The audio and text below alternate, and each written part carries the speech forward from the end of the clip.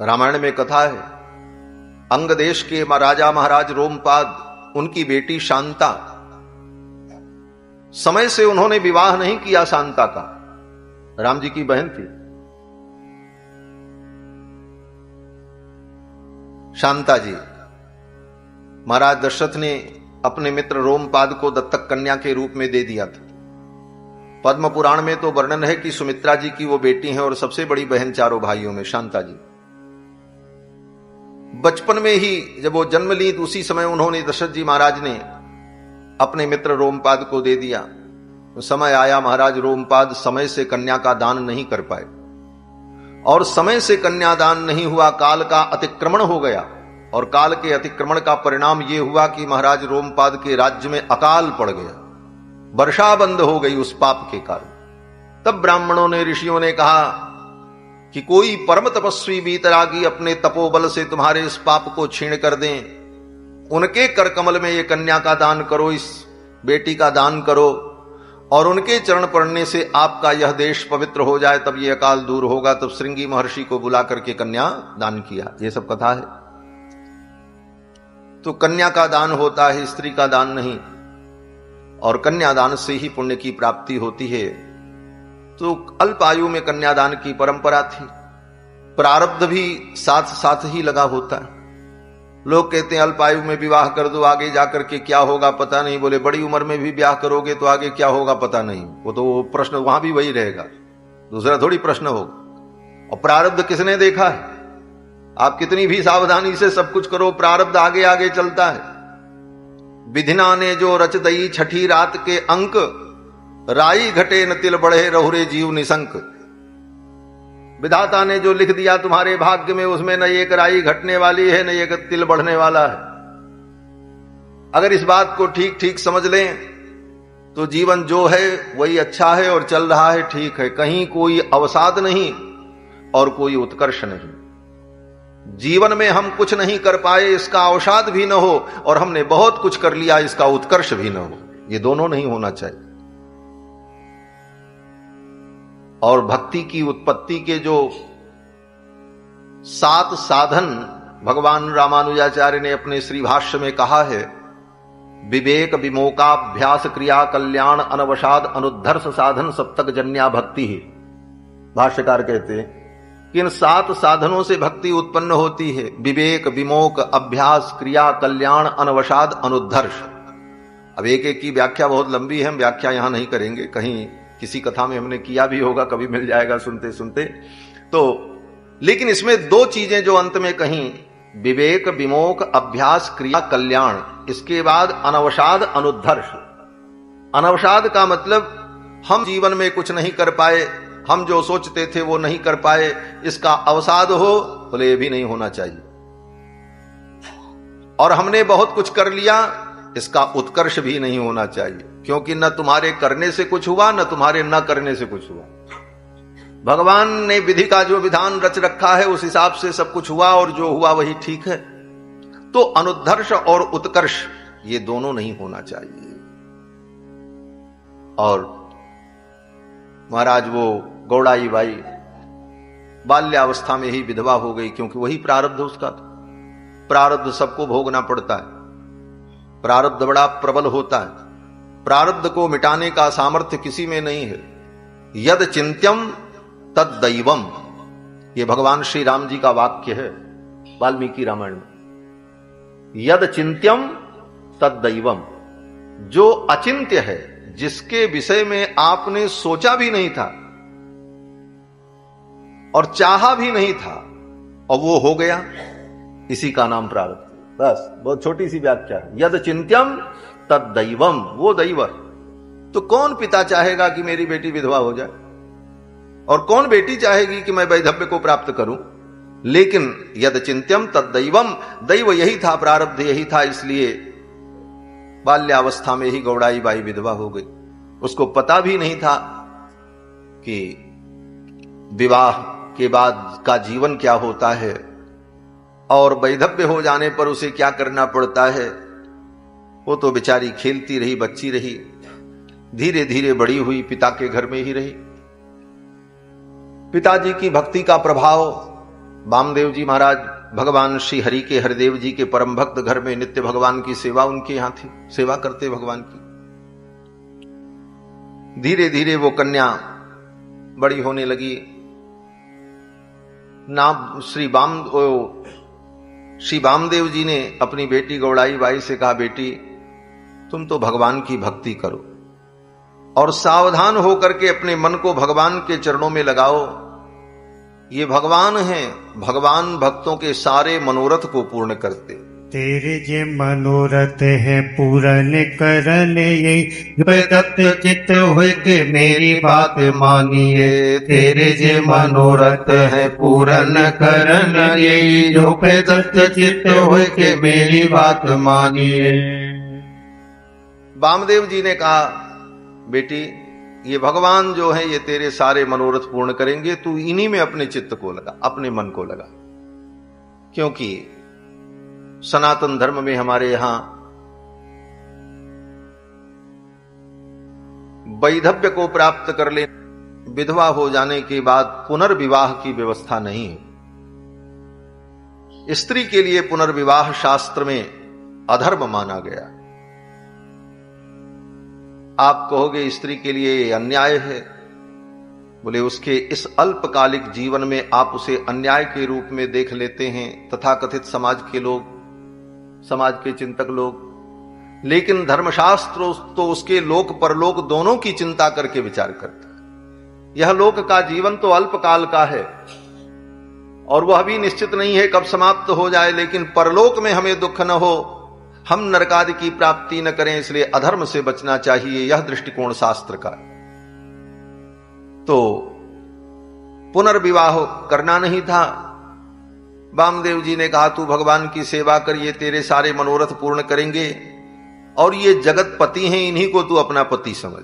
और ऐसे भी स्त्री को जब विवाह होता है तो कन्यादान करते समय पिता यही कहता है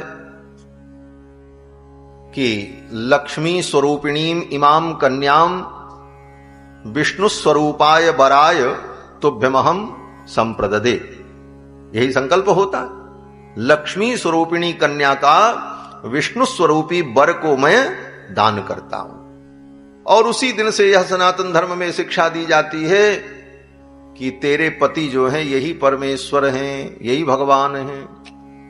वे भगवान तो अखिल कोटि ब्रह्मांड नायक हैं और जिससे ब्याह हुआ है ये तो हाड़ मास का पुतला है, कैसे हम मान ले भगवान। तो कहते हैं जैसे पुरुषों के लिए अन्य लोगों के लिए नियम है कि पत्थर और मिट्टी की बनी मूर्ति को भगवान मान करके उपासना करने के लिए शास्त्र कहता है इनको भगवान मानो, इनकी उपासना करो। तो ये क्या है? बोले कहीं पत्थर है, कहीं पीतल है, कहीं किसी रूप में है। लेकिन उस पीतल पत्थर संसार की जड़ वस्तुओं से बनी मूर्ति में जब हम भगवान की भावना करके उपासना करते हैं तो उस मूर्ति की उपासना से हमें परम तत्व परमात्मा की प्राप्ति हो जाती है, परमेश्वर की प्राप्ति हो जाती है। क्यों? बोले शास्त्र कहता है इनको भगवान मान करके तुम उपासना में लग जाओ। तो स्त्री के लिए शास्त्र ने कहा कि तुमको घर का बहुत काम है, बहुत सारी नियम है, उस परिस्थिति में मूर्ति पूजा करके और इतने भाव करके तुम भगवान को कैसे अनुभव करोगी। इसलिए वेद शास्त्र ने कहा तुम्हारे जो पति हैं इन्हीं को तुम भगवान मान लो और इन्हीं में उपासना करो भगवान की, इन्हीं को भगवान समझो। और भारत में नारियों ने अपने पति के अंदर ही भगवान परमात्मा का दर्शन करके परम साक्षात्कार प्राप्त कर लिया। यही भारत का सतीत्व है और सती केवल भारत में होती है। भारत की नारी कच्चे मिट्टी की प्याली है जो एक बार जूठा होने पर फिर वह उपयोग के योग्य नहीं होती। लेकिन विदेश की नारी, बोले विदेश की नारी वो चीनी मिट्टी की प्याली है जो हजारों के मुंह में लगने के बाद भी वो अपनी पवित्रता का डिमडिम घोष करती रहती। तो भारतीय नारी का स्वरूप देवी का स्वरूप है, इसीलिए भारत में नारी को देवी कहा। यह उसकी पवित्रता और उसकी शुचिता हमारे लिए वंदनीय होती है, इसीलिए नारी को देवी कहा। तो महाराज नारी के लिए शास्त्र ने यही कहा, तुम अपने पति में ही भगवान को देखो, और पति में ही भगवान का दर्शन करते करते एक दिन तुम्हें परम पति भगवान मिल जाए। जब ध्रुव जी की सौतेली मां ने उलाहना दिया, तुम मेरी कोख से पैदा नहीं हुए, इसलिए पिता के सिंहासन पर बैठने के तुम अधिकारी नहीं होगे। ध्रुव जी बड़े दुखी हुए, अपनी मां के पास आए। सौतेली मां ने कहा था, जाओ तपस्या करो और तपस्या करके भगवान को प्रसन्न करो। भगवान प्रसन्न हो जाए तो वरदान मांगना कि सुरुचि के गर्भ से मेरा जन्म हो, और जब मेरे गर्भ से तुम पैदा होगे तब ये पिता का सिंहासन तुम्हें प्राप्त होगा। ध्रुव जी आए और आकर के अपनी मैया को बताया। मैया ने कहा, सुनीति ने कहा, ठीक कहा तुम्हारी मां ने, तुम भगवान का भजन करो, तप करके भगवान का दर्शन करो, भगवान की कृपा से सब कुछ प्राप्त हो जाता। तो ध्रुव जी ने एक बात कही। ध्रुव जी ने कहा, मैया तू भी मेरे साथ चल, पिताजी तेरा भी अनादर करते हैं और तुझे भी यहां कोई आदर नहीं देता, तो चलो हम मां बेटा दोनों मिल करके तपस्या करेंगे और भगवान का दर्शन करेंगे। तुम्हें भी भगवान का दर्शन होगा और मुझे भी भगवान का दर्शन। मां सुनीत मुस्कुराने लगी। मां सुनीत ने धीरे से ध्रुव के गाल पर प्यार की थपत लगाई और मैया ने कहा, बेटा तुझे भगवान के दर्शन की जरूरत है, तुझे भगवान को पाना है। ध्रुव जी ने कहा, आपको भगवान को नहीं प्राप्त करना है, आप भगवान को प्राप्त नहीं करना चाहती। मां सुनीत ने कहा, बेटा मुझे भगवान मिल गए हैं, मैंने तो भगवान को प्राप्त कर लिया है, तुम्हें भगवान को प्राप्त करना। ध्रुव जी ने कहा, मैया आपको भगवान मिल गए? बोले हाँ मिल गए। बोले कहां हैं? तो सुनीत ने कहा, तुम्हारे पिताजी जो हैं वही तो मेरे भगवान हैं, मैं उनको छोड़ करके कहां जाऊं? ये धर्म सनातन धर्म है हमारा। सुनीत ने कहा, मेरे लिए वही भगवान है, उन्हीं के चरणों में मुझे जीवन व्यतीत करना है, तुम जाओ जंगल में तप करके भगवान को प्राप्त करो, मेरे लिए तो वही भगवान। ये सनातन धर्म की नारी का स्वरूप है हमारा।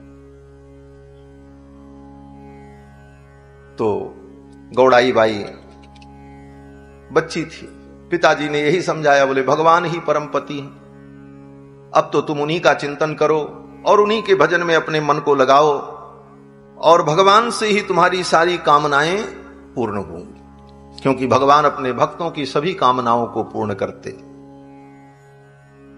राम सदा सेवक रुचि राखी। भगवान अपने सेवकों की रुचि को रखते, उनकी इच्छा को पूर्ण करते हैं। भागवत के प्रारंभ में भी सुखदेव जी महाराज भी यही कहते हैं, अकाम सर्व कामो वा मोक्ष काम उदारधि तीव्रेण भक्ति योगेन यजेत पुरुषम परम।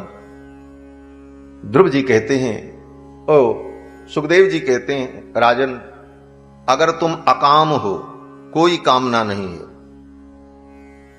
तब भी भगवान का भजन करो। सर्व कामो वा, अगर सब कुछ चाहना है, सब कुछ की कामना है, तब भी भगवान का भजन करो। मोक्ष काम, अगर मोक्ष की कामना है तब भी भगवान का भजन करो, क्योंकि मोक्ष भी भगवान की ही कृपा से मिलेगा, दूसरा कोई मोक्ष दे नहीं सकता। मोक्ष देने का अधिकार केवल भगवान को और किसी को नहीं। और जितने देवता हैं वो संसार का भोग दे सकते हैं, लेकिन मोक्ष भगवान को छोड़ करके दूसरा कोई नहीं दे सकता। मोक्ष में छेद जनार्दनाथ। और बड़ी सुंदर कथा है, एक असुर था, उसका नाम था घंटाकर्ण। भगवान शंकर का बड़ा विलक्षण भक्त महाराज, इतना अनन्य भक्त भगवान शंकर का कि अपने कान में घंटा लटकाए रहता था। हम भगवान शंकर का नाम छोड़ करके किसी दूसरे का नाम सुनेंगे भी नहीं, और कोई उसके बगल में अगर राम राम कह दे, कृष्ण कृष्ण कह दे, नारायण नारायण गोविंद गोविंद कहे तो वो ऐसे ऐसे सिर हिलावे, कान का घंटा बजने लग जाए, इतनी टन टन की आवाज हो कि भगवान का नाम उसके कान में न जाने पर, केवल शिव नाम। ऐसी निष्ठा शिव जी में थी। ऐसी ही निष्ठा भक्त की होनी ही चाहिए, अनन्य भक्त होना चाहिए। अब महाराज काशी में रह करके उसने खूब तप किया, खूब उपासना की। आज भी काशी में कर्ण घंटा मोहल्ला है।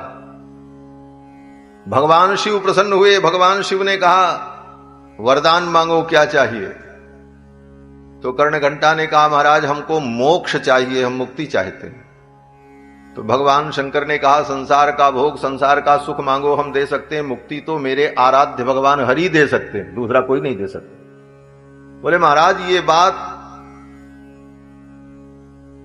आज मुझे पता चली, अगर पहले पता चल जाता तो हम उन्हीं का भजन करते।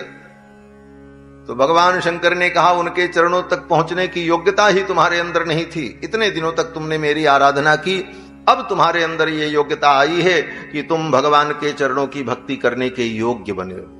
शिव सेवा कर फल सुत सोई, अविरल भगति राम पद होई। भगवान शिव की सेवा का यही फल है कि राम जी के चरणों की, भगवान के चरणों की अनन्य भक्ति प्राप्त हो जाए। फिर वो घंटा कर्ण, भगवान शंकर ने कहा जाओ जाकर के बद्रीनाथ धाम में भगवान नारायण का भजन करो।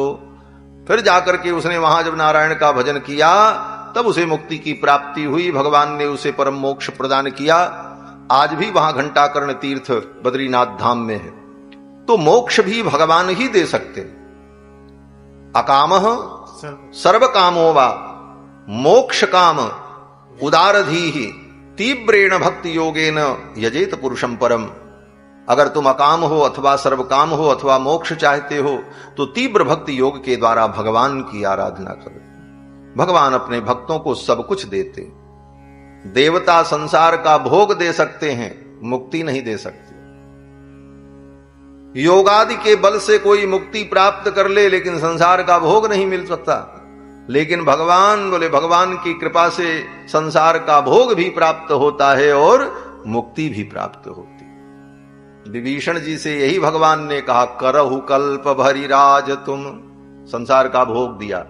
करहु कल्प भरि राज तुम, संसार का सब भोग मिला विभीषण जी को। मम सुमिरौ मन माहि पुनि मम धाम पाइयौ, जहां संत सब जाए। मुक्ति भी तय कर दिया। तो भगवान की भक्ति से संसार भी सुखमय हो जाता है और फिर मरणोपरांत मोक्ष की भी प्राप्ति हो जाती है। यही भगवत भक्ति की विशेषता। वामदेव जी ने गौड़ाई बाई से कहा भगवान की भक्ति में तू लग जा, भगवान तेरे सारे मनोरथ पूर्ण करेंगे।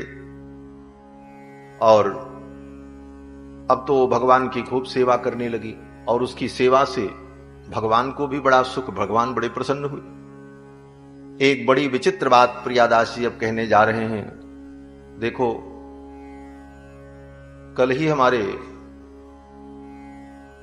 श्री राजेश जी आचार्य पंडित जी कह रहे थे भक्तमाल की कथा में ऐसी ऐसी कथाएं हैं जिन कथाओं को सब जगह कहना भी बड़ा मुश्किल है और सब सुन करके उसमें निष्ठा बना लें ये बड़ा मुश्किल है। भक्तमाल की कथा तो तीर्थों में और भगवत प्रेमियों के बीच में ही होती है। तो ये भगवत प्रेमी जो कथा सुन करके जिनका अंतःकरण पवित्र हो गया है, जिनके विचार बड़े उदात्त हैं, जो भावना के उत्कर्ष पर हैं, उनके मन में विकार नहीं आता। लेकिन सामान्य प्राणियों के मन में अनेक प्रकार के कुतर्क उत्पन्न हो जाते। आगे प्रियादास जी कहते हैं कि एक दिन उसकी कोई सहेली थी गौड़ाई बाई की, उसका ब्याह हो चुका था और वो अपने ससुराल से लौट करके आई थी, उसे संतान की प्राप्ति हुई थी। तो अपने छोटे से बच्चे को गोद में लेकर के खूब लाड कर रही थी, दुलार कर रही थी और अपने बच्चे को लेकर के आई। गौड़ाई बाई ने देखा नारी का शरीर, मातृत्व स्वाभाविक था, स्वभाव में ही मातृत्व होता है माताओं के अंदर। तो गौड़ाई बाई के अंदर भी यह भाव आया कि ऐसे मेरा भी बेटा होता तो मैं भी गोद में खिलाती, लाड करती। मातृत्व उसका उसे प्रेरित करने लगा। गौड़ाई बाई ने सोचा किससे मैं मांगूं बेटा? बोले पिताजी ने कहा है भगवान तेरे सारे मनोरथ पूर्ण करेंगे तो मैं भगवान से ही मांगू। और जिन भगवान श्री हरिदेव जी की वो सेवा करती थी उन्हीं भगवान से कहा प्रभु आप मेरे मनोरथ को पूर्ण करो। और भगवान अपने मनोरथ को पूर्ण करते हैं और भक्तों की महिमा प्रकट करने के लिए अद्भुत अद्भुत लीला करते हैं। विधवा थी वो, उसका पति भी नहीं, लेकिन भगवान के संकल्प मात्र से वो अंतर्वतनी हो गई। सांसारिक संबंध भोग से वो अंतर्वतनी नहीं हुई, भगवान के संकल्प मात्र से वो अंतर्वतनी हो गई, गर्भवती हो। अब तार्किक व्यक्ति के लिए तो ये कल्पना मात्र है, लेकिन भावना से युक्त व्यक्ति के लिए यह परम सत्य है। क्यों? बोले भगवान कृष्ण, भगवान नारायण के संकल्प में कोई भी कार्य असंभव नहीं। और भागवत में जो वर्णन है, पधारो रामायण। श्री सीता रामचंद्र भगवान की जय। हम तो करेंगे। जय श्री हमारे परम प्रेमी श्री रामकृष्ण दास जी रामायणी जी, बहुत दिनों का हमारा इनका साथ है। और महाराज, जब हम कथा नहीं करते थे, आज से 30-35 साल पहले, तो महाराज श्री यज्ञ करते थे। उस यज्ञ में हम आचार्य बन करके जाते थे और बड़े बड़े यज्ञ कराते थे। महाराज श्री यज्ञ होता था, 11 कुंड का यज्ञ, 21 कुंड का यज्ञ, ऐसे बड़े बड़े यज्ञ कई जगहों पर, सीतापुर में, लखनऊ में, कहां कहां। और उसी समय से महाराज जी का स्नेह। और महाराज श्री बड़े परंपरागत अयोध्या के रामायणी हैं। रामायण की हमारे यहां अयोध्या में परंपरा है। आजकल तो कथावाचकी बड़ी सरल हो गई। हाँ, नोट्स बना लो और 2-4 वक्ताओं की कैसेट सुन लो और बढ़िया एक टीम तैयार कर लो, ऐसे जैसे हम बनाए हुए हैं, और बस दुकानदारी शुरू हो जाती। और फिर 2-4 उसमें बढ़िया चटकीले भजन आ जाएं, थोड़ा स्वरूप हाव भाव भी आपका हो। एक बड़ा सुंदर कवित्व सुनाते हैं महाराज जी कि कथावाचकों का लक्षण क्या होना चाहिए। महाराज, मुख में पान हो, इत्र लगा हो, सिल्क के कपड़े हों, और महाराज गले में 2-4 माला हो, तब फिर कथावाचक की कथा चल पड़ती है। तो ये सब बातें हैं आज के युग में। लेकिन महाराज श्री उस परंपरा से हैं जिस परंपरा से रामायण अयोध्या में पढ़ी जाती थी। अभी भी कहीं कहीं वो परंपराएं जीवंत। श्री गोस्वामी जी महाराज के 12 ग्रंथों के सापेक्ष रामायण का अध्ययन। श्री रामायण जी को पढ़ते समय उन चौपाइयों की संगति गोस्वामी जी के अन्य ग्रंथों में कहां कैसे कैसे है, उसके कनेक्टिविटी को जानकर और उनके आधार पर भाव का चिंतन करना, ये परंपरा पढ़ने पढ़ाने की अयोध्या में रही है। और इस परंपरा के निर्वाहक बड़े बड़े विद्वान अयोध्या में हुए। पंडित श्री राम कुमार दास जी महाराज रामायणी जी मणिपर्वत, श्री प्रेमदास जी महाराज रामायणी जी, श्री राम सुंदर दास जी महाराज रामायणी जी, ये सब परंपराएं थी। उसी परंपरा से आपने रामायण का अध्ययन किया है और कथा सुनाकर लोगों का मंगल करते हैं। आप पधारे, आपका स्वागत। तो मैं निवेदन कर रहा था कि गौड़ाई बाई अंतर्वतनी हुई भगवान के संकल्प से। भगवान से मांगा कि मुझे पुत्र मिले, तो भगवान ने संकल्प किया और गौड़ाई बाई अंतर्वतनी हुई। अब कहोगे संकल्प मात्र से कैसे संभव हुआ?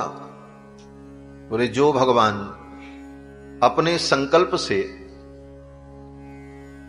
द्वारिका में 16,108 पटरानियां और एक एक पत्नी के 10-10 पुत्र और एक एक बेटियां भई, ये कैसे हुई? सांसारिक विधि से, लौकिक संतान जैसे पैदा होती है उस विधि से? बोले, कदापि नहीं। 16,108 पत्नियां और उनसे 10-10 पुत्र और एक एक बेटियां। और भगवान का जीवन, बोले भगवान द्वारिका में बहुत कम रहते, कभी पांडव के यहां, कभी किसी तीर्थ यात्रा में, कभी महाभारत युद्ध में।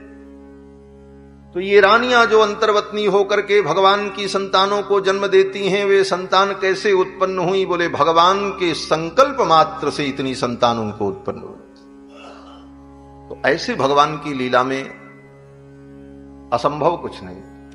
गौड़ाई बाई अंतर्वतनी हुई। पिता को जब पता चला, और पिता को पता चला तो चला ही, लेकिन समाज में इसकी चर्चा होने लगी। महाराज, विधवा को गर्भता की बातें चली ठोर ठोर, विधवा को गर्भता की बात चली ठोर ठोर, दुष्ट सिर मरने की भई मन भाइये, दुष्ट सिर मोरने की भई मन भाइये, दुष्ट सिर मोरने की भई मन भाइये। चारों तरफ चर्चा हो गई। वामदेव की बेटी तो विधवा थी, वो कैसे गर्भवती हुई। अब तो महाराज दुष्टों की तो बन आई। दुष्टों को मौका मिल जाए किसी की आलोचना करने का, निंदा करने का, तो इससे अच्छी बात उनको कुछ लगती ही नहीं। महाराज गोस्वामी जी महाराज कहते हैं, जह कहो निंदा सुनहि पराई, हर्षहि मनोह परी निधि पाई। किसी की निंदा सुन ले तो उनको बड़ी प्रसन्नता होती है, अरे वो ऐसे ही हैं, हाँ ऐसे ही होंगे, और क्या सुख मिलता। किसको? बोले दुष्टों को। दुष्टों को इसी में आनंद मिलता। अब तो महाराज लोगों, दुष्टों ने चारों तरफ चर्चा शुरू कर दी और बड़ी बड़ी बात होने लगी। लेकिन दुष्टों के इस कथन से भक्तों का और भगवान के प्रेमियों का और संतों का अहित नहीं होता, अपितु उनका यश और बढ़ता है। उनका यश और बढ़ता है। प्रियादास जी कहते हैं, जिते प्रतिकूल मैं तो माने अनुकूल, सब संतन प्रभाव मनि कोठरी की ताली है। प्रियादास जी कहते हैं कि जिते प्रतिकूल मैं तो माने अनुकूल सब। ये संसार में जो भक्ति के प्रतिकूल दुष्ट लोग हैं, जो भक्तों के विरोधी हैं, उनको भी मैं अनुकूल मानता हूं। क्यों? बोले वो जानबूझ करके ऐसा आचरण करते हैं कि संतों के जीवन में जो ज्ञान है, उनके जीवन की जो दिव्यता है, उसकी ताली कौन है? बोले दुष्ट लोग। दुष्ट जब दुष्टता करते हैं तो संतों के जीवन का चमत्कार प्रकट होता है और उनकी कीर्ति और बढ़ जाती है। तो मानो उनके जीवन में जो रत्न ताले में बंद है, उसको खोलने वाले ये दुष्ट लोग ही हैं। जिते प्रतिकूल मैं तो माने अनुकूल, सब संतन प्रभाव मनि कोठरी की ताली। संतों के प्रभाव को दुनिया नहीं जान पाती अगर दुष्ट न हो तो। दुष्ट होते हैं तभी संतों का प्रभाव भी प्रकट होता है इस दुनिया। श्री कबीरदास जी महाराज भगवान के परम भक्त, किसी दुष्ट ने सोचा इनकी बेइज्जती कराओ, तो क्या किया? बोले वो दुष्ट निकला, साधु का वेश बनाया, तिलक उलक लगाया और सारे तीर्थों में घूमा और जाकर के सब संत महात्माओं से कहा, कबीरदास जी की महिमा सुनी? बोले हाँ, वो तो बड़े भारी सिद्ध संत हैं। तो उस जमाने में तो लोग जब मिलते थे तभी किसी को देखते थे। आज के जैसी व्यवस्था नहीं थी कि कभी नहीं मिले फिर भी चेहरा पहचानते हैं। मोबाइल, फोटो, टीवी सब कुछ है। तो नाम सब सुनते थे कबीरदास जी का, चारों तरफ चर्चा होती। उसने जाकर के सर्वत्र हल्ला कर दिया तीर्थों में, कबीरदास जी महाराज फला तिथि को 4 महीने आगे की, उस तिथि को बहुत बड़ा भंडारा करने जा रहे हैं और उस भंडारा में आप सबको बुलाया है। सब जगह निमंत्रण बांट आया हूं महाराज, और कबीरदास जी को पता ही नहीं। अब जब समय आया, संतों की मंडली चारों तरफ से आने लगी, वृंदावन से, चित्रकूट से, पुष्कर से, काशी से। अब महाराज झुंड के झुंड संत महात्मा सब कबीरदास जी की ओर चल पड़े। कबीरदास जी ने देखा मेरे घर की ओर और मेरे गांव की ओर इतने संत आ रहे हैं, कहां जाएंगे, क्या मामला है? कबीरदास जी ने किसी संत से पूछा तो महात्मा ने कहा, जानते नहीं हो, पूरे भारत में चर्चा है, संत श्री कबीरदास जी महाराज बहुत बड़ा संतों का भंडारा कर रहे हैं, उसी में हम लोग आए हैं, प्रसाद पाएंगे और संत कबीर का दर्शन करेंगे। अब तो कबीरदास जी को पसीना छूटा, ये बड़ी बात आ गई, अब क्या करें? कहां भंडारा? न लोटा का ठिकाना, न थरिया का ठिकाना, भंडारा इतना बड़ा। कबीरदास जी महाराज तो भागे और जाकर के एक झुरमुट में, एक जंगल था, उसी जंगल में छिप करके बैठ गए और बैठे बैठे देख रहे हैं संत लोग जा रहे हैं महाराज कबीरदास जी के घर की ओर। कबीरदास जी सोचते हैं अब तो जो होना होगा तो होएगा ही। अब संत महात्मा की मंडली चली महाराज, सब चर्चा करते, कबीर बहुत बड़े भक्त हैं, बड़े ज्ञानी हैं महाराज, भगवान के बड़े प्रेमी हैं, आज उनका दर्शन होगा, यही सब चर्चा करते महात्मा लोग जा रहे थे। कबीरदास जी तो छिपे बैठे थे। कुछ देर जब बीता, 2-4 घंटे बीत गए, तो कबीरदास जी क्या देखते? बोले इधर से महात्मा जा रहे हैं और उधर से लौट रहे हैं। जो उधर से महात्मा लौट रहे थे वो सब प्रसाद पा करके बढ़िया धोती पीतांबर लिए हुए, दक्षिणा लिए हुए, खूब वाह कबीरदास जी ने ऐसा सुंदर भंडारा किया, क्या मालपुआ बनवाया था, खीर कितनी गजब थी, और महाराज दक्षिणा भी खूब दी, बड़े सुंदर सुंदर वस्त्र दिए। अब कबीरदास जी सोचने लगे मैं तो यहां बैठा हूं, ये दूसरा कबीर कौन है जो दक्षिणा बांट रहा है और ये सारी व्यवस्था कहां से हो रही है। तब कबीरदास जी दबे पांव वहां से निकले और जाकर के देखा तो कबीर का रूप धारण करके भगवान ही वहां प्रकट हो गए थे और भगवान के संकल्प से सब भंडारा चल रहा था। भगवान के संकल्प से ही सब भंडारा चल रहा था। यहां इतना बड़ा भंडारा चल रहा है पूरी अयोध्या का, महंत अवधेश कुमार दास जी थोड़ी कर रहे हैं, भगवान के संकल्प से सब हो रहा। साधु का काम तो ऐसे ही है, साधु का संकल्प ऐसा ही होता है और साधु के संकल्प को भगवान पूरा करते। साधु के पास कुछ नहीं होता, एक लंगोटी होती है और वो संकल्प इतने बड़े बड़े करता है और उसके सारे संकल्प पूरे हो जाते। महाराज जी बता रहे थे ना कि बड़े महाराज जी ऐसे फक्कड़ महात्मा कुछ नहीं, आधा आना एक आना बटोर बटोर करके संत सेवा करते। कोई बहुत बड़ा उद्योगपति भी इतना बड़ा आश्रम अपने उद्योग से नहीं बना सकता। मैं कहता हूं कोई उद्योगपति करोड़ों रुपया कमा ले लेकिन उसकी बुद्धि में यह कार्य ही नहीं आएगा कि हम इतना बड़ा आश्रम बनावें, इतनी बड़ी व्यवस्था करें। और एक फक्कड़ महात्मा ने एक आना दो आना एक पैसा बटोर बटोर करके अयोध्या धाम के मध्य में इतनी बड़ी सेवा का प्रकल्प बना दिया। ये संत का संकल्प है, कोई कर सकता है, पैसे की कमी थोड़ी है दुनिया में। तू रुपयवा दिखाए दिखाए पूरी कथवा बिगाड़े आई हो का, चलो बैठ जा चुपचाप से, चलो बैठो, बैठ जाओ माई। श्री सीतारामचंद्र भगवान की कथा सुनो। 50 रुपया चढ़ावे से तुम्हारा इतना कल्याण नहीं होगा जितना कथा सुनने से होगा।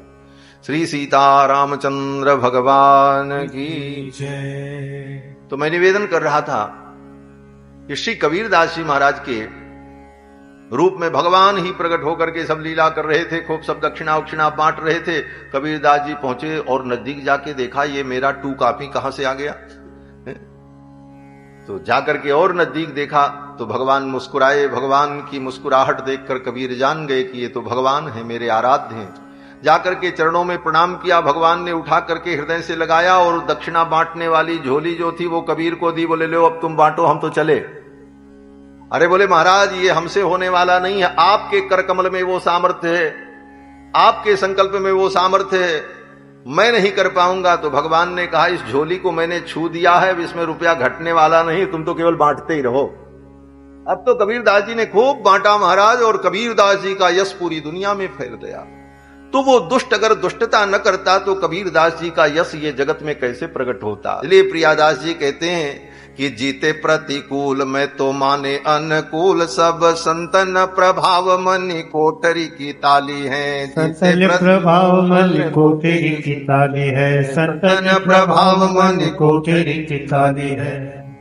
तो भगवान के भक्तों की महिमा इन दुष्टों के द्वारा ही प्रचारित की जाती है। दुष्ट काम बिगाड़ने आते हैं और भगवान कहते हैं तुम्ही को माध्यम बना करके हम अपने भक्तों का काम बना देंगे। ये भगवान की लीला है। अब तो महाराज चारों तरफ चर्चा होने लगी और फिर तो जब वामदेव जी को पता चला तो वामदेव जी ने पूछा बेटी तू सच सच बता। गौड़ाई बाई ने सच सच सब कुछ बता दिया। बोले मैंने भगवान से प्रार्थना की थी और भगवान ने मेरे मनोरथ को पूर्ण किया। तो महाराज वामदेव जी ने अपनी बेटी की सत्यता पर विश्वास किया। वो भी भगवान के भक्त थे। ऐसी बातों पर विश्वास उसी को हो सकता है जिसकी भगवान में दृढ़ भक्ति हो, निष्ठा।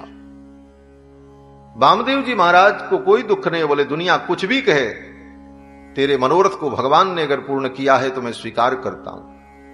और ये दुनिया के लोग, बोले दुनिया की लोग निंदा करते रहें,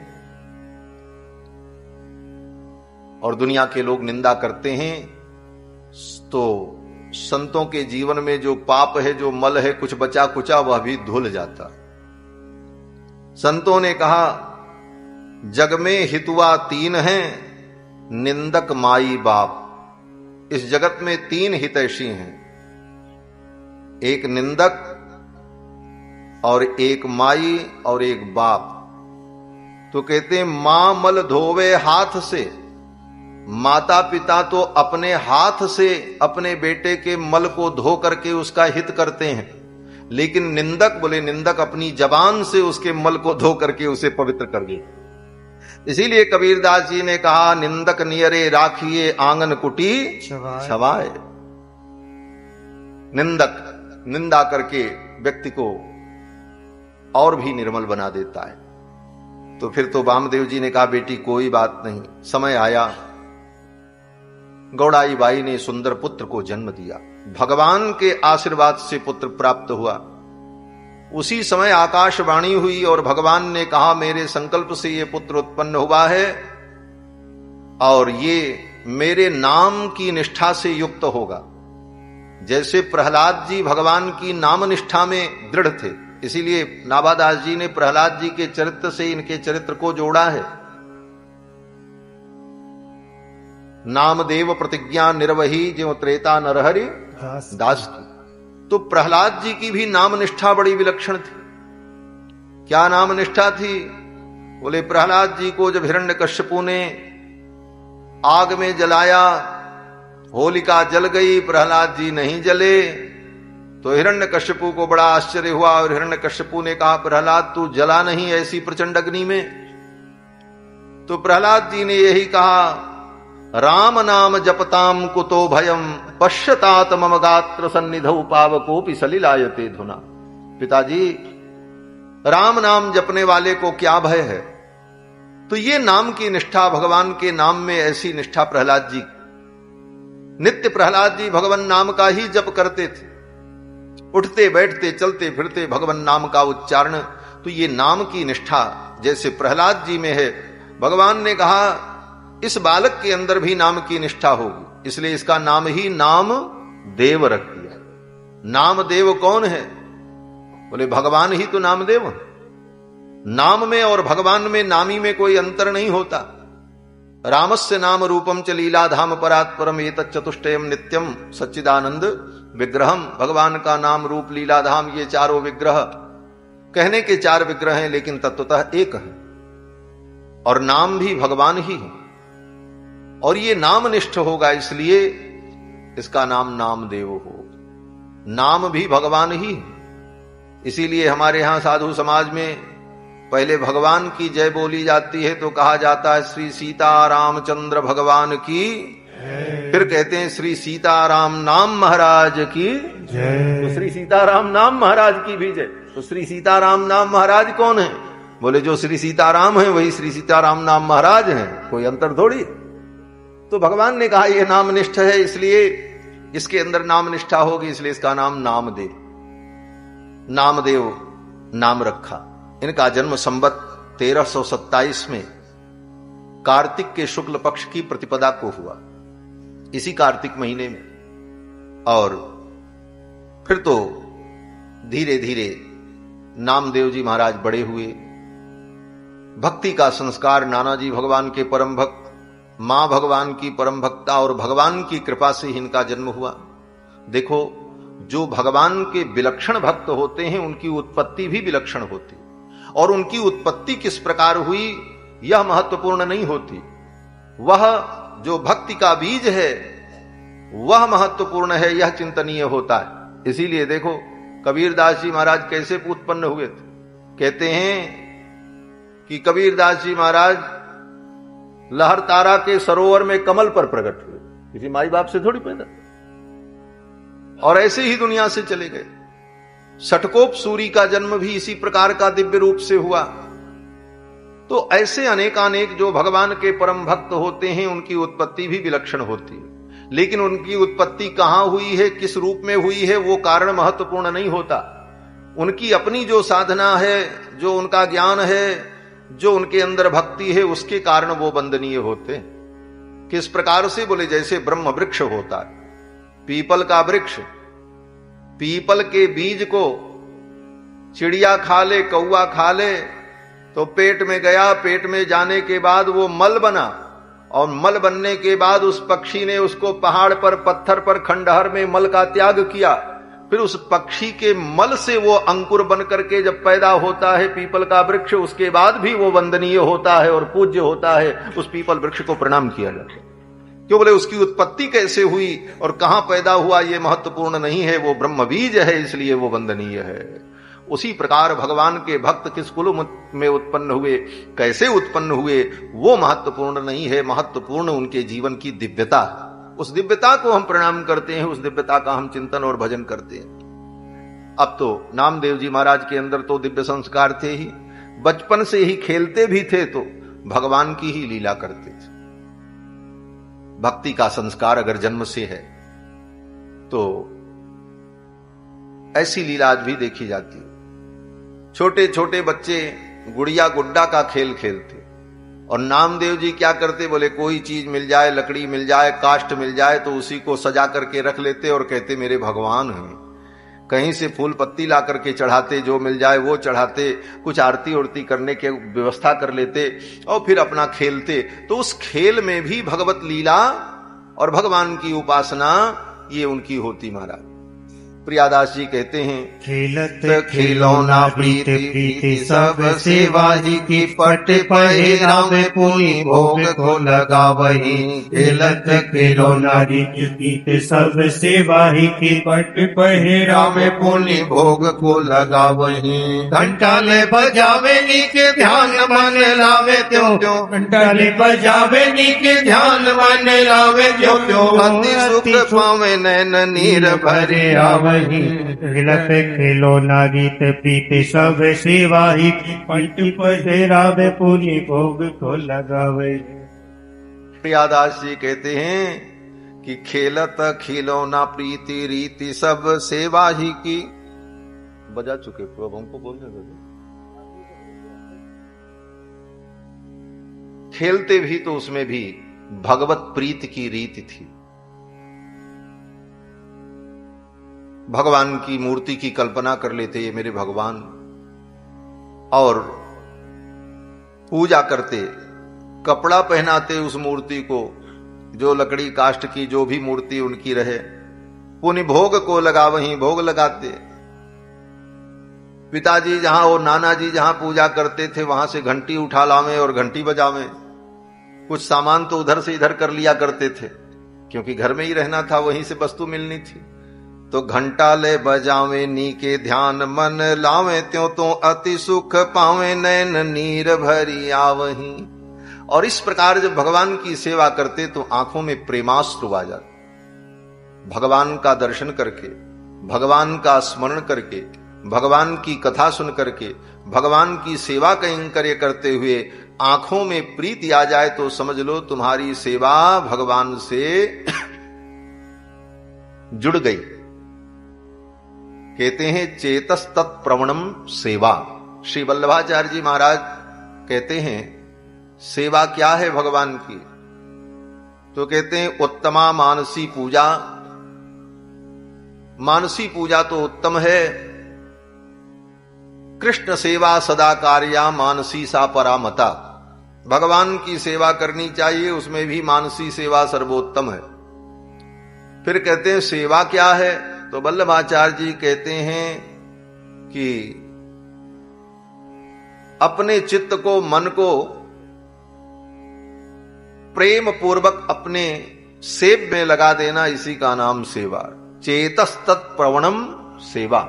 हमारा चित्त अपने सेव्य में प्रवण हो जाए। प्रवण माने उन्हीं में लग जाए। प्रवणम, जैसे हमारे यहां श्री रम्यजा मातृ मुनि की स्तुति में कहा जाता है, श्री शैलेश दया पात्रम धी भक्त्यादि गुणार्णवम यतिवंदे प्रवणम परायणम यतीन्द्र प्रवणम। जिन्होंने अपने पूर्वाचार्य भगवत्पाद रामानुजाचार्य के चरणों में अपने चित्त को लगा दिया, प्रवणम। तो चेतस तत्प्रवणम सेवा, अपने चित्त को अपने आराध्य में लगा देना, इसका नाम सेवा है। और सारे काम कर दो, भोग रख दो, ये कर दो, नियम से सब जो है वो कर दो, लेकिन चित्त उसमें नहीं लगा तो सेवा नहीं है। चेतस तत्प्रवणम सेवा। और हमारा चित्त भगवान की सेवा में लगे, वही भगवान देखना चाहते हैं। चित्त का लगना क्या है? बोले तुम्हारा चित्त, तुम्हारे हृदय का भाव और प्रेम तुम्हारी उस सेवा में भर जाए। उस सेवा में तुमने अपने चित्त को, अपने प्रेम को, अपने भाव को कितना भरा है, ये भगवान देखते हैं। तो ये कैसे होगा? तो कहते हैं इसके लिए पहले तनु वित्तजा सेवा करनी चाहिए। तत्सिद्ध्यै तनु वित्तजा। मानसी सेवा तो सर्वोत्तम है, लेकिन वो मानसी सेवा में प्रवेश तब होगा जब तनु वित्तजा सेवा हो। पहले धन से सेवा करो, और धन नहीं है तो शरीर से सेवा करो। शरीर और धन से सेवा करते करते जब अंतःकरण शुद्ध होता है तब मानसी में प्रवेश हो जाता है। तो सेवक अपने चित्त को अपने सेव्य में लगा दे, इसी का नाम सेवा है। चेतस्तत् प्रवणम सेवा। और उसका प्रमाण बोले फिर उसकी आंखों से अश्रुपात होगा, रोम गदगद, रोमावली पुलकित हो जाएगी, वाणी गदगद होगी। ये सब भाव विकार उसके स्वरूप में दिखाई पड़ेंगे। आंखों से अश्रुपात होता, घंटा बजाते, आरती उतारते। तो एक दिन नाना जी से कहा, नाना जी आपके जो भगवान हैं इनकी सेवा हमको दे दो, हम इनकी सेवा करेंगे। तो वामदेव जी ने सोचा भी ये बालक है, भक्ति तो है इसके मन में, लेकिन सेवा इससे होगी जिस नियम से हम भोग लगाते सब करते हैं, उस नियम से तो ये सेवा कर नहीं पाएगा। लेकिन नामदेव जी बार बार यही कहते, नाना जी ये सेवा हमको दे दो, हरिदेव जी की सेवा हम करें, हम इनको भोग लगावें, हम नहलावें।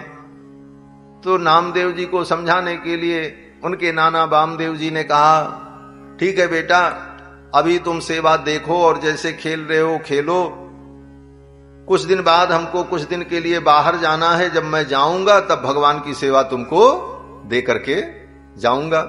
बारे बारे कहे नाम देव वाम देव, जूसो देवो मोहि सेवा माज अति ही सुहावनी। बार बार कहे नाम देव वाम देव, जूसो देवो मोहि सेवा माज अति ही सुहावनी। जाऊं एक गाँव फिर आऊं दिन तीन मत, दूध को पियाओ मत पीवो मोहि भावही। जाऊं एक गाँव फिर आऊं दिन तीन मत, दूध को पिवाओ मत पीवो मोहि भावही। वामदेव जी ने कहा, बेटा मैं 3 दिन के लिए बाहर जा रहा हूं दूसरे गांव, अब तुम ठाकुर जी की सेवा करना और सब सेवा करना, लेकिन दूध जरूर पिलाना ठाकुर जी को, और दूध भोग लगा करके पिला करके तब भगवान को शयन कराना।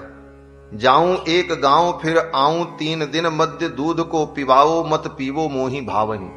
और भगवान को दूध पिलाए बिना दूध मत पीना। सोचा बच्चा है, हो सकता है भूख लगे तो दूध स्वयं पी ले, भगवान को कुछ और भोग लगा दे। तो वामदेव जी ने कहा, पहले भगवान को भोग लगा देना तब दूध पीना। भगवान को भोग लगा करके पाना, यही भक्त का लक्षण है। जब भी हम कुछ खाने चलें तो भगवान की याद आ जाए। तुम ही निवेदित भोजन करही, प्रभु प्रसाद पटभूषण धरहि। भगवान को बिना भोग लगाए एक कण भी हमारे गले के नीचे न जाए। और ये भावना अगर दृढ़ है तो भगवान सामने प्रकट हो जाए। एक महात्मा थे, मधुकरिया महात्मा। साधुओं में मधुकरिया होते। मधुकरिया का मतलब जैसे मधुकर की वृत्ति होती है। मधुकर माने भौरा। भौरा संग्रह नहीं करता है, मधुमक्खी तो संग्रह करती है। मधुमक्खी भी पुष्प के रस को पीती है और भौरा भी पीता है, लेकिन दोनों में अंतर क्या है? बोले मधुमक्खी संग्रह करती है और भौरा बोले पी लिया चल दिया, फिर कल देखेंगे। तो ये मधुकर वृत्ति है। और मधुमक्खी बोले मधुमक्खी में बटोरने की प्रवृत्ति है, और जब बटोरने की प्रवृत्ति आती है तो मधुमक्खी के ऊपर दुख आता है।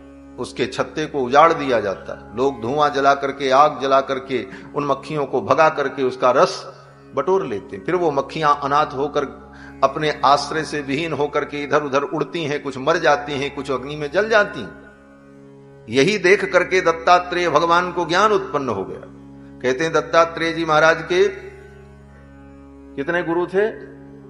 24 गुरु दत्तात्रेय भगवान के। कभी कभी लोग कहते हैं दत्तात्रेय भगवान 24 गुरु बनाए तो हम भी 10-20 बना ही लें, क्या दिक्कत है? आजकल गुरु भी बनाने का एक, जो अच्छे हों तो उनको गुरु बना लो, फिर उनसे बड़े कोई दिखाई पड़े नामचीन, चलो इनके भी चेला बन जाओ, इनको भी गुरु बना लो। यह भी एक बड़ी विलक्षण मूर्खतापूर्ण स्थिति है। तो दत्तात्रेय जी महाराज के चरित्र को सुनकर के लोग तर्क देते, बोले दत्तात्रेय जी ने तो 24 गुरु बनाया था, तो हम भी 2-4 गुरु बना लें। और हमने ऐसे महाराज व्यक्ति को देखा है, मेरी आंखों के सामने 4 से 5 व्यक्ति को गुरु बनाया और आज वो किसी को नहीं मानता है। स्वयं सिद्ध सटाक अपने ही सिद्ध हो गया। तो महाराज ये सिद्ध ही किसी काम की नहीं होती। अब तो पूछो कि कौन है आपके गुरु, तो बताएंगे ही नहीं कौन हमारे गुरु, बताने की जरूरत भी नहीं पड़ी।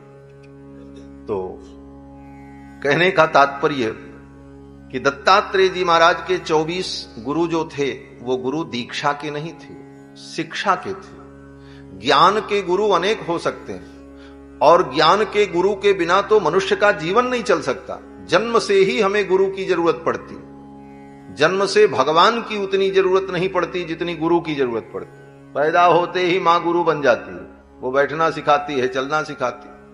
और कितने बड़े भी तुम बुद्धिमान और ज्ञानी बन जाओ, लेकिन गुरु की जरूरत पड़ती ही पड़ती। बहुत बड़े विद्वान हो, बड़े बुद्धिमान हो, और आप पहली बार किसी शहर में जाओ और जहां जाना हो आपको रास्ता पता न हो, तो आप किसी व्यक्ति से पूछो कि भाई फला जगह जाना है, ये एड्रेस कहां है, कहां हम कैसे जाएं, तो वो आपको बताएगा। बोले वो आपका गुरु हो गया, गुरु बन गया। संसार में गुरु के बिना तो जीवन ही नहीं चल सकता, हर क्षण गुरु की जरूरत पड़ती है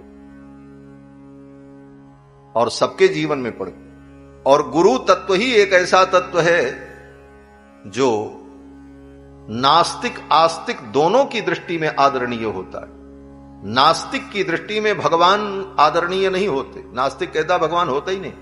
लेकिन नास्तिक भी गुरु की महिमा को जानता है। जो बड़े बड़े नास्तिक होते हैं वो जिन गुरुओं से पढ़ते हैं तो जीवन भर उन गुरुओं के प्रति श्रद्धा रखते हैं। भगवान के प्रति उनकी श्रद्धा नहीं होती, लेकिन गुरु के प्रति रहती है, जिससे उन्होंने ज्ञान प्राप्त किया। तो गुरु तत्व की यह महिमा है हमारा। तो दत्तात्रेय जी के जो गुरु थे वो शिक्षा गुरु थे। उस शिक्षा गुरु में दत्तात्रेय जी ने मधुमक्खी को भी एक गुरु बनाया था। मधुमक्खी भी उनकी गुरु थी। मधुमक्खी से क्या सीखा उन्होंने? बोले यही सीखा कि संग्रह करोगे तो दुख होगा। मधुमक्खी ने मधु बटोरना शुरू किया, उसका परिणाम बोले बटोरने में दुख हुआ, फिर उसको बचाने में दुख हुआ, अंत में जब वो वस्तु नष्ट हो गई तब दुख हुआ। तो भंवरा ठीक, भंवरा अपना जाकर के कमल पुष्प पर बैठ करके, पुष्पों पर बैठ के रस पी लेता है, पेट भर गया, चल पड़ा, कल फिर देखा जाएगा। तो इस वृत्ति से जो महात्मा रहते हैं उनको मधुकरी महात्मा कहते हैं। भजन पूजन किया, सवेरे की नित्य क्रिया संपन्न की, फिर निकल पड़े और किसी के यहां जाकर के जो प्रेमी हैं, जो जानते हैं, उनसे कुछ मांग लिया, जो कुछ मिल गया ले लिया और फिर पा करके फिर भजन करने लग गए। कल जब होगा तो फिर देखा जाएगा। इसको कहते हैं मधुकरी वृत्ति। एक मधुकरिया महात्मा थे, ऐसे ही भजन करते थे, मांग करके कुछ टूक ले आते थे, रोटी ले आते थे, जो मिल जाए रूखा सूखा खा करके भजन करते थे।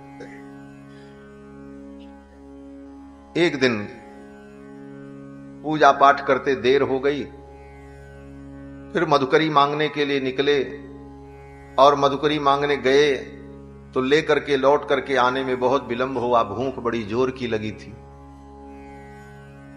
भूख बड़ी जोर की लगी थी। अब बस जल्दी जल्दी में भूख के कारण ध्यान नहीं रहा और भगवान को भोग लगाए बिना, तुलसी डाले बिना बस वो मधुकरी खाने लगे। लेकिन भगवान की लीला देखो, जैसे ही एक कवर मुंह में खाया तब याद आया, अरे भगवान को तो भोग ही नहीं लगाया। अब ये गलती किसकी है? बोले स्वयं की गलती है। और स्वयं की गलती स्वयं को पता चल जाए तो स्वयं को स्वयं दंड देना पड़ता है। मधुकरिया महात्मा थे, साधु थे, बोले बिना भोग लगाए पा लिया क्रोध आया अपने ही ऊपर और अपने हाथों से अपने गाल पर थप्पड़ मारना शुरू किया। महाराज पड़ थप्पड़ मारते रहे, मुंह लाल हो गया। महाराज तू इतना भागा, इतना भूखा, भगवान को भोग लगाए बिना तू पा लिया। अब अपने मुंह पर जब थप्पड़ मारने लगे, 10-20 थप्पड़ मारे, तब तक भगवान सामने प्रकट होकर के दोनों हाथ पकड़ लिए। महात्मा बस हो गए। ये निष्ठा है। ऐसी निष्ठा हुई, ठाकुर प्रकट हो गए, अपने मुंह पे थप्पड़ मारा, ठाकुर प्रकट हो गए। क्यों? बोले भोग बिना लगाए, भगवान को बिना समर्पण किए कैसे गले के अंदर गया। और यहां क्या करते हैं? बोले लड्डू गोपाल को टोकरी में लेके घूम रहे हैं बाजार में, ठाकुर जी को रख दिया होटल के टेबल पर, अपने खड़े होकर चाय की चुस्की ले रहे हैं। ये तुम भक्ति का ढोंग कर रहे हो, ये भक्ति नहीं है, ये पाखंड है। आज ऐसे पाखंड का ही प्रचार हो रहा है दुनिया। क्या महाराज जी, हम गलत कह रहे हो तो बताओ। इसलिए हम बुरे भी बन जाते हैं, बहुत लोग हमको गालियां भी देते हैं, सुन लेते हैं, कोई बात नहीं, लेकिन सत्य तो यही है। भगवान को समर्पण किए बिना, और भगवान को अगर समर्पण करके आप पाते हो तो आप माया से मुक्त हो जाओगे। श्री सीतारामचंद्र भगवान की जय। हमारी अयोध्या के तोताद्री मठ पीठाधीश्वर पूज्य स्वामी जी महाराज पधार रहे हैं। कोई सेवक हो तो रास्ते से उनको लेकर के आए धीरे धीरे। बाकी लोग, आप लोग बैठे रहिए अपने स्थान पे। 2 बार भगवान नाम संकीर्तन कर लें। हरि भजन बिना सुख शांति नहीं, हरि भजन बिना सुख शांति नहीं, प्रभु भजन बिना भव पार नहीं, प्रभु भजन बिना भव पार नहीं। श्रीमन नारायण नारायण नारायण, श्रीमन नारायण नारायण नारायण, श्रीमन नारायण नारायण नारायण, श्रीमन नारायण नारायण नारायण, श्रीमन नारायण नारायण नारायण, श्रीमन नारायण नारायण नारायण, भजमन नारायण नारायण नारायण, भजमन नारायण नारायण नारायण, श्रीमन नारायण नारायण नारायण, श्रीमन नारायण नारायण नारायण, बद्री नारायण नारायण नारायण, बद्री नारायण नारायण नारायण, बद्री नारायण नारायण नारायण, बद्री नारायण नारायण नारायण, मुक्ति नारायण नारायण नारायण, मुक्ति नारायण नारायण नारायण, श्रीमन नारायण नारायण नारायण, श्रीमन नारायण नारायण नारायण, श्रीमन नारायण नारायण नारायण, श्रीमन नारायण नारायण नारायण, भजमन नारायण नारायण नारायण, भजमन नारायण नारायण नारायण। गुरु श्री लक्ष्मी नारायण भगवान की जय। श्री सीतारामचंद्र भगवान की जय। जय जय श्री सीताराम। परम श्रद्धेय अयोध्यास्थ उत्तर तोताद्रिमठ पीठाधीश्वर श्रीमद जगद्गुरु रामानुजाचार्य पद प्रतिष्ठित पूज्य स्वामी जी महाराज, स्वामी श्री अनंताचार्य जी महाराज कृपा करके पधारे। उनका भी आशीर्वचन आप सभी लोगों को श्रवण करने को मिलेगा। थोड़ी सी बात और हम कहेंगे। पूज्य महाराज श्री भक्तमाल के पूज्य महाराज जी श्री अवधेश कुमार दास जी महाराज भी मंच पर पधार जाएं, आ ही रहे हैं।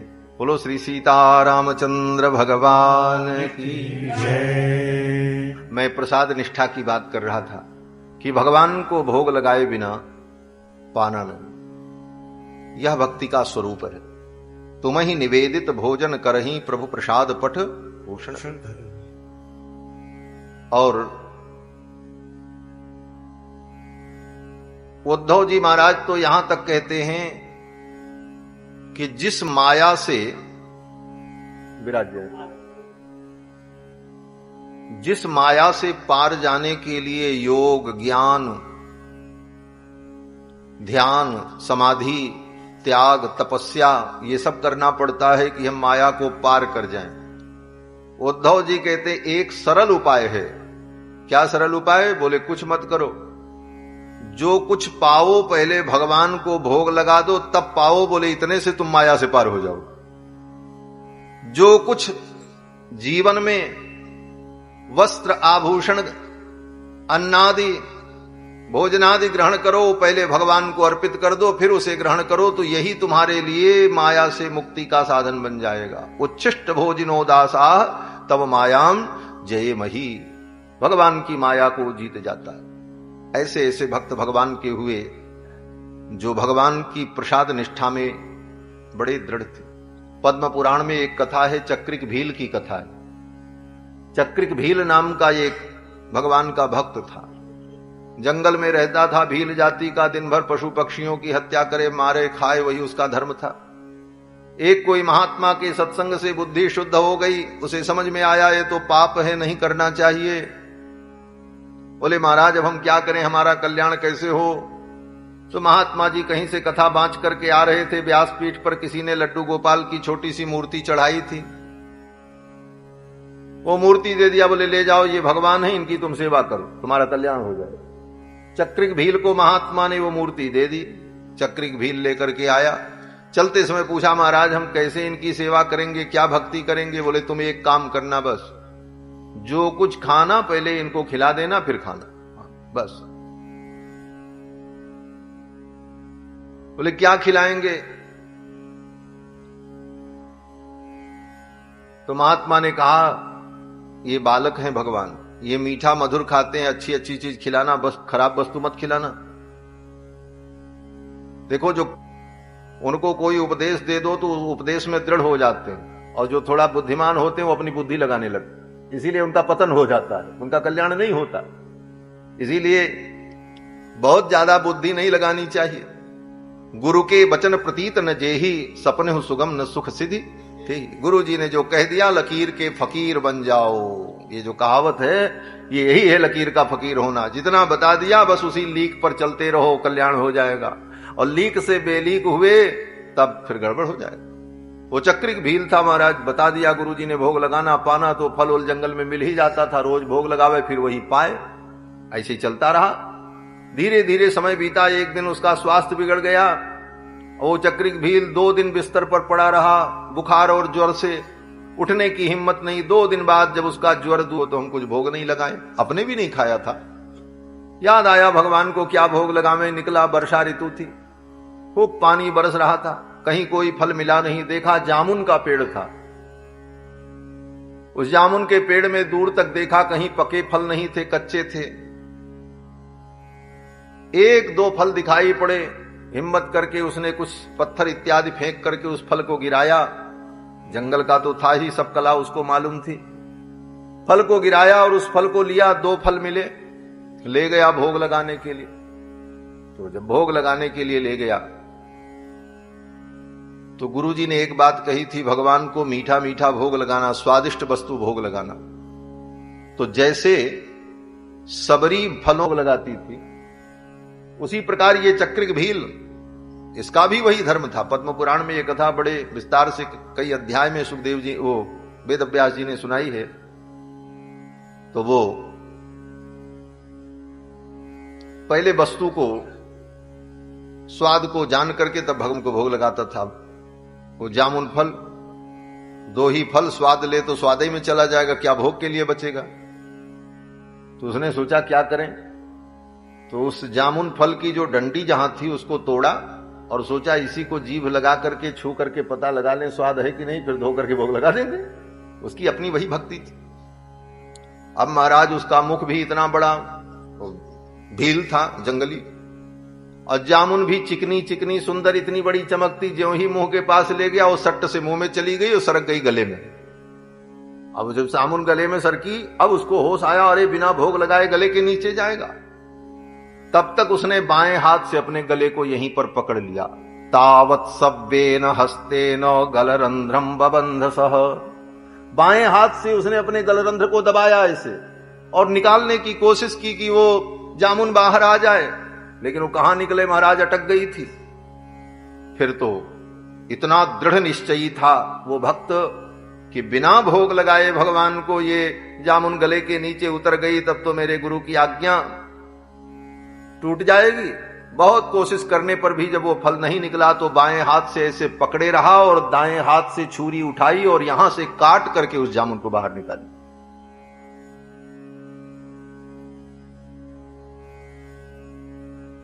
और जामुन को निकाला, रक्त की धारा बह गई। उस जामुन को पानी से धोकर लाल जी के सामने रखा, लड्डू गोपाल जी के सामने भोग लगाने के लिए, और मूर्छित होने लगा।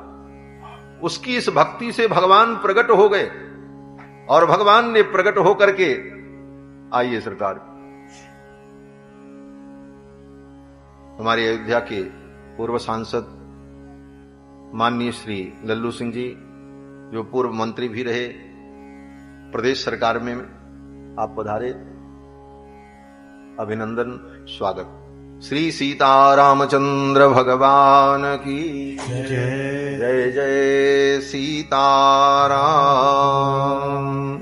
गोविंद राधे माधवा गोपाल राधे माधवा गोविंद राधे माधवा गोपाल राधे माधवा गोविंद राधे माधवा गोपाल राधे माधवा गोविंद राधे माधवा गोपाल राधे माधवा गोविंद राधे माधवा गोपाल राधे माधवा गोविंद राधे माधवा गोपाल राधे माधवा गोविंद राधे माधवा गोपाल राधे माधवा गोविंद राधे माधवा गोपाल राधे माधवा गोविंद राधे माधवा गोपाल राधे माधवा गोविंद राधे माधवा गोपाल राधे माधवा गोविंद राधे माधवा गोपाल राधे माधवा गोविंद राधे माधवा गोपाल राधे माधवा गोपाल राधे माधवा गोविंद राधे माधवा।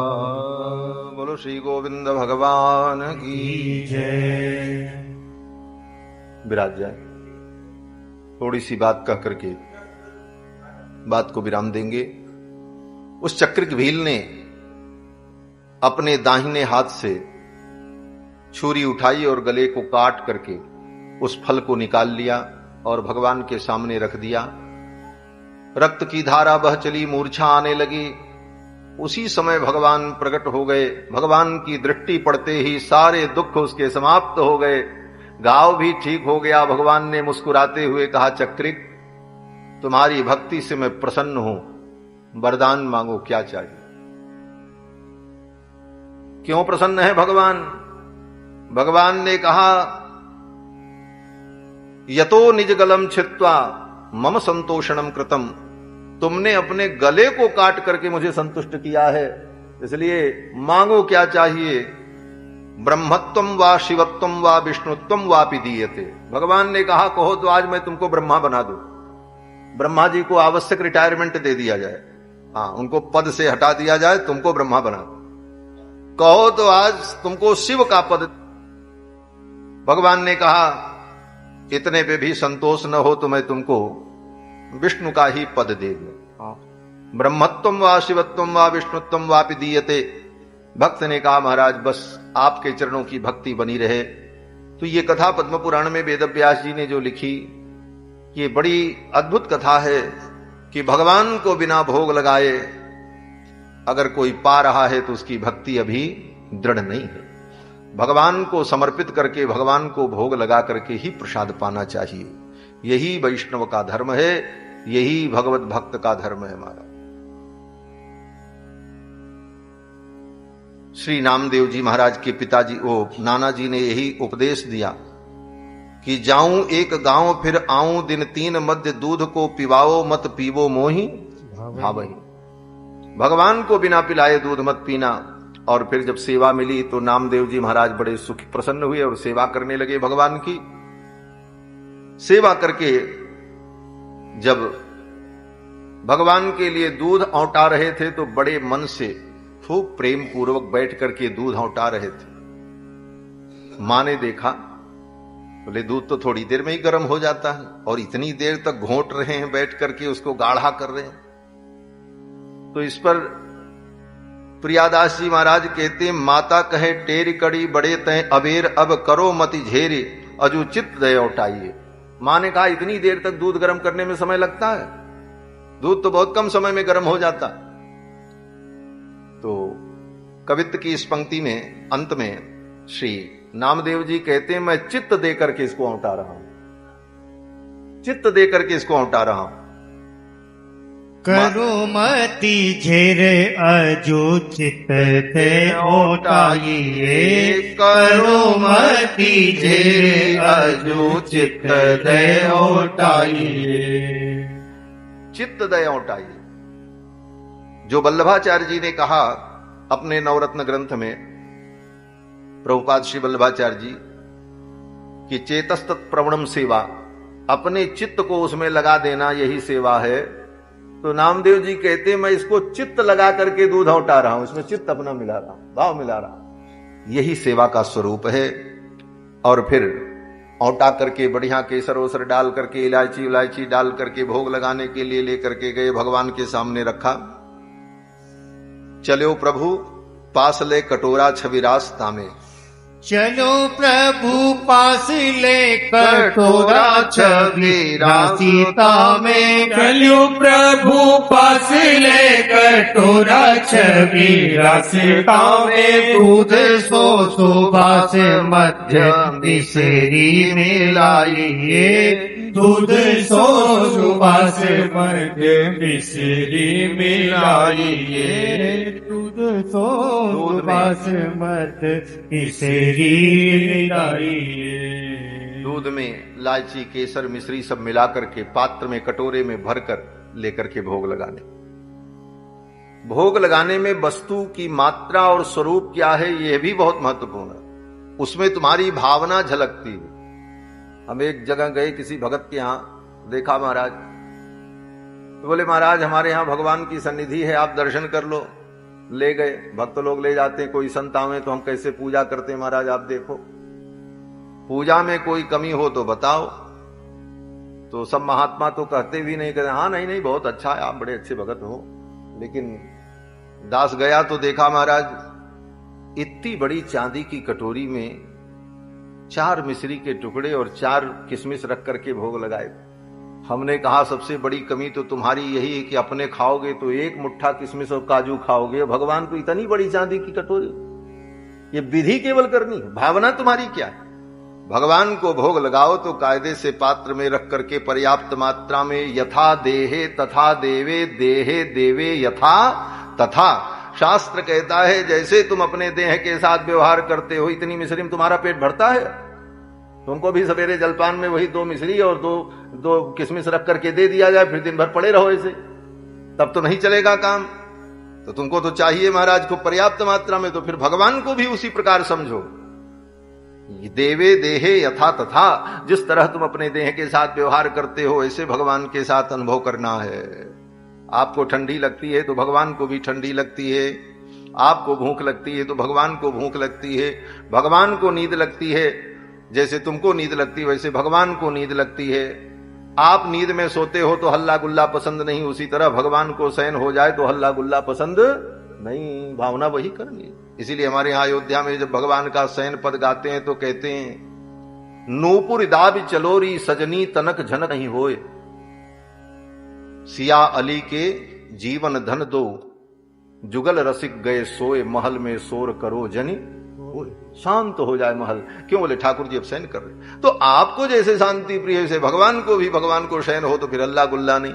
तो जो व्यवहार आप अपने साथ करते हैं वही भगवान की सेवा में, भगवान की सेवा में बस भावना का ही महत्व है। बाकी आपकी कटोरी चांदी की है कि पीतल की है इसका महत्व नहीं, भोग कितना बढ़िया से आप भाव से लगा रहे हो महत्व इसका है। तो नामदेव जी महाराज कटोरा में दूध भर करके ले गए भोग लगाने के लिए, भोग लगाया, मिश्री डाली, और जब कुछ देर बैठे रहे कि अब भगवान पिएंगे, अब भगवान पिएंगे, भगवान तो बैठे ही रहे। नामदेव जी को लगा कि जैसे कोई व्यक्ति लेकर के पी लेता है उसी प्रकार भगवान पिएंगे अभी दूध थोड़ी देर में। कुछ देर बीता, बहुत देर बीता, नहीं हुआ। बहुत कहा, बोले अब पी लो, अब पी लो, हमको भी भूख लगी है, आप पी लो तो हम दूध पिए। भगवान भी बैठे रहे, सुनते रहे, लीला चलती रही। अंत में नामदेव जी ने कहा कि अगर आप दूध नहीं पियोगे तो मेरे नाना जी आएंगे तो मैं क्या जवाब दूंगा, मेरे ठाकुर को दूध नहीं पिलाया, आपको तो पीना पड़ेगा। फिर भी भगवान नहीं पिए। तब नामदेव जी ने सोचा अब मैं क्या करूं, कैसे इनको दूध पिलाऊं। गए, जाकर के छुरी लेकर के आए और अपने गले पर रखा कि दूध पीते हो कि नहीं पीते हो, नहीं तो हम अपना गला काट लेंगे। नामदेव जी की इस भक्ति को देख करके भगवान प्रकट हो गए, हरिदेव जी, और ठाकुर जी ने प्रकट होकर के नामदेव के हाथ से उस कटोरे को लेकर के दूध पिया और फिर उसमें थोड़ा सा प्रसादी छोड़ दिया और नामदेव को कहा भी ये दूध तू पी ले। नामदेव जी ने पी। भगवान का प्रसाद पी करके नामदेव जी की बुद्धि और भी भगवान में दृढ़ हो गई। भक्ति के सारे जो सोपान हैं वो सब कुछ उन्हें ज्ञात हो गए भगवत कृपा से, भगवत प्रसाद से। क्यों? बोले भगवान के मुख में ही तो समस्त ज्ञान है, और ज्ञान प्रकट भी होता तो मुख से ही होता। बुद्धि में कितना भी ज्ञान हो, जब तक बोलो ना तो कहां से निकलेगा। तो संपूर्ण ज्ञान विज्ञान भगवान के मुख में, और उस मुख का स्पर्श जिस शंख में होता है वो शंख ध्रुव के गाल में सटा दिया तो सब विद्या प्रकट हो गई। कृतांजलिम ब्रह्ममयेन कंबुनापस्पर्श बालम कृपया कपोले सवै तदैव प्रतिपादिताम गिरम दैवीम परिज्ञात परात्म निर्णयः। तो यह क्षमता जिन भगवान के अधरामृत में है, उनके अधर संस्पर्श में ये दिव्यता है। उस अधरों से जिस दुग्ध को भगवान ने पिया, जिस कटोरे में मुख लगाया, वही कटोरा दिया नामदेव जी को, बेटा तू पी ले। फिर तो नामदेव जी को सब कुछ ज्ञात हो गया।